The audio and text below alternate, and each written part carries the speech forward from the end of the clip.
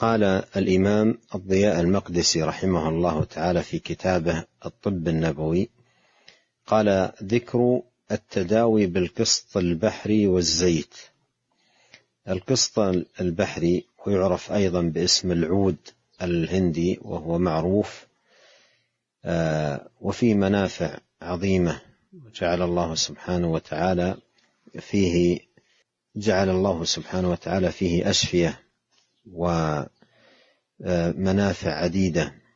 وسيأتي قول النبي صلى الله عليه وسلم: عليكن بهذا العود الهندي فإن فيه 7 أشفية. فهو فيه أشفية ومنافع عديدة جعلها الله سبحانه وتعالى فيه.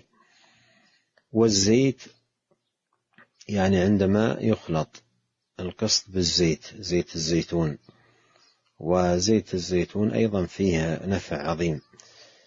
فإذا أخذ قدر من القسط الهندي وطحن وجعل ناعما ومزج زيت الزيتون، فإنه نافع جدا في أمراض عديدة، منها ذات الجنب، وهو مرض الذي هو ذات الجنب، مرض يصيب العبد في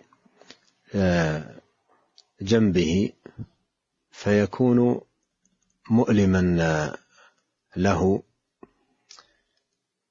وذكر في وصف هذا المرض أنه ورم حار يعرض في نواحي الجنب بسبب ريح غليظة مؤذية له، فيكون علاجه بالقسط مع الزيت، بحيث يؤخذ قدر من القسط الذي هو العود الهندي ويدق دقا ناعما، ثم يخلط بالزيت، زيت الزيتون المسخن، ويدلك به الجنب الذي فيه المرض أو يلصق عليه، فإنه بإذن الله سبحانه وتعالى يذهب الوجع ويقوي الأعضاء ويفتح السدد، ويبرأ بإذن الله سبحانه وتعالى المريض. وهذا الحديث الذي ساق المصنف، حديث زيد بن أرقم، إسناده ضعيف لأن فيه ميمون أبو عبد الله وهو ضعيف، لكن التداوي بالقسط من ذات الجنب ثابت في الصحيحين كما سيأتي عند المصنف رحمه الله تعالى. ثم أورد رحمه الله تعالى حديث جابر رضي الله عنه أن النبي عليه الصلاة والسلام دخل على عائشة وعندها صبي يسيل من خراه دما، يسيل من خراه أي أنفاه يصب منهما الدم، يخرج الدم من أنفه. فقال: ما هذا؟ قالوا: به العذرة.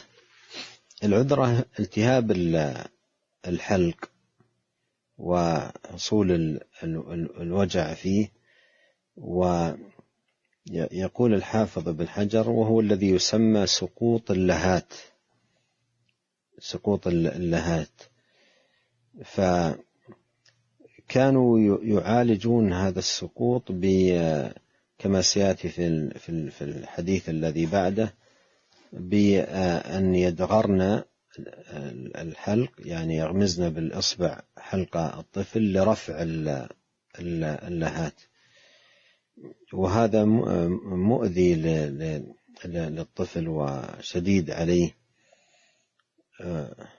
فقال عليه الصلاة والسلام: ويلكن لا تقتلن أولادكن، لا تقتلن لأنهم تدخل الواحدة إصبعها في حلق الطفل وترفع هذا السقوط للهات، ترفع بإصبعها وتثبت إصبعها عليه، فيكون مؤذي للطفل. قال عليه الصلاة والسلام: ويلكن لا تقتلن أولادكن، لا تقتلن أولادكن.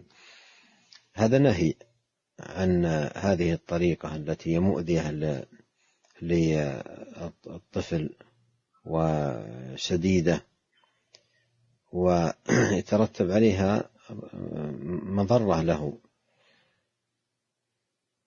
أيما امرأة أصاب ولدها العذرة أو وجع في رأسه فلتأخذ قسطا هنديا فلتحكه بماء ثم تسعطه به.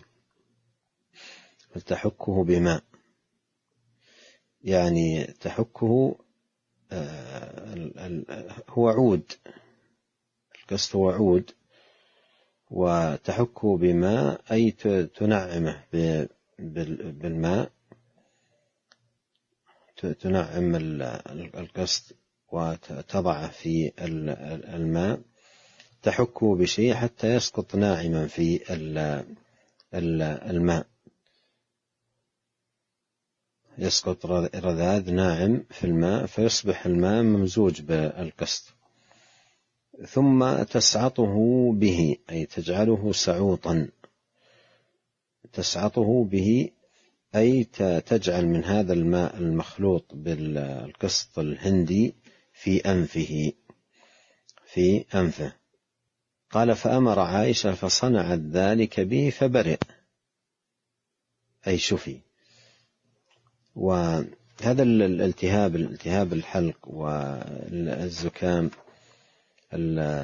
الطريقة هذه التي أرشد إليها عليه الصلاة والسلام في هذا الحديث نافعة جدا لعلاجه والبرء منه والشفاء بإذن الله سبحانه وتعالى. قال رحمه الله: ذكر التداوي بالعود الهندي. العود الهندي هو القسط البحري، يسمى بهذا وبهذا، يسمى بالعود الهندي ويسمى بالقسط البحري، وهو فيه أشفية من أمراض عديدة كما جاء في هذا الحديث في الصحيحين وغيرهما عن أم قيس بنت محصن قالت: دخلت بابن لي على رسول الله صلى الله عليه وسلم قد علقت عليه من العذرة. علقت عليه من العذرة. العذرة عرفنا المراد بها التي هي وجع الحلق والتهابه وسقوط اللهات، وكانوا يغمزون الحلق بالإصبع ويرفعون اللهات، وهذه طريقة شديدة مر معنا في الحديث المتقدم: لا تقتلن أولادكن. فكانت الواحدة تدغر اللهات بإصبعها وترفعها بيدها وتدخل يدها في حلق الطفل، وهذه طريقة قاتلة مؤذية. على ما تدغرن أولادكن بهذا العلاق. العلاق رفع الحنك بالأصبع، رفع الحنك واللهات الساقطة بالأصبع. فعلامة هذا إنكار، لا تفعلن ذلك، هذا مؤذي للطفل. لكن عليكن بهذا العود الهندي، عليكن بهذا العود الهندي، فإن فيه 7 أشفية، فإن فيه 7 أشفية. هل العدد له مفهوم أو لا مفهوم له؟ لأن 7 وما تضعف منها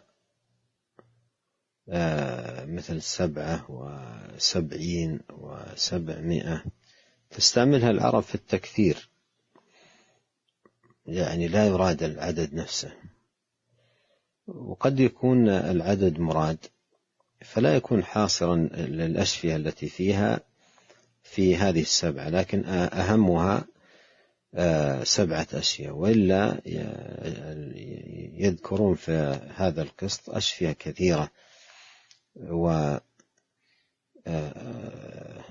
عظيم جدا لأمراض كثيرة. فأيضا طريقة العلاج بالقسط الهندي تختلف بحسب المرض، تارة يكون سعوطا وتارة يلد به يختلف بحسب نوع المرض، ولهذا قال عليه الصلاة والسلام في 7 أشفية، وذكر التنوع في طريقة الاستعمال. ذكر منها السعوط، قال يسعط من العذرة، يسعط به من العذرة. والسعوط مر معنا في الحديث الذي قبله، قول النبي صلى الله عليه وسلم: فلتحكه بماء ثم تسعطه به. فلتحكه بماء فلتسعطه به، أي يستعمل بهذه الطريقة سعوطا من العذرة، ينعم قليل من القسط ويجعل في ماء، ثم يستلقي كما شرح وبين أهل العلم، يستلقي على ظهره ويجعل بين كتفيه وسادة أو نحوه حتى يسقط رأسه إلى الوراء قليلا، ثم يقطر في أنفه من هذا الماء المخلوط بالعذرة ليتمكن من الوصول إلى الداخل، ويحصل على إثر ذلك العطاس وخروج الداء وزواله وبرء المريض بإذن الله سبحانه وتعالى. ويلد به من ذات الجنب، يستعمل لدود. واللدود كما عرفنا فيما سبق يعني الجنب الذي فيه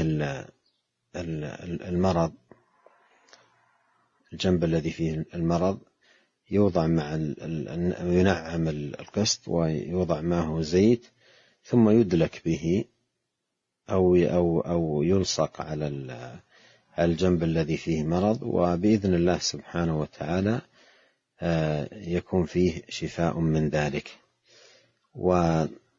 وله أشفية كثيرة، ذكروا أنه يقتل الديدان ويدفع السموم عن البدن ويدر البول، وذكروا فيه فوائد كثيرة. والنبي صلى الله عليه وسلم أشار إلى كثرة فوائده والأشفية التي فيه بقوله: فيه 7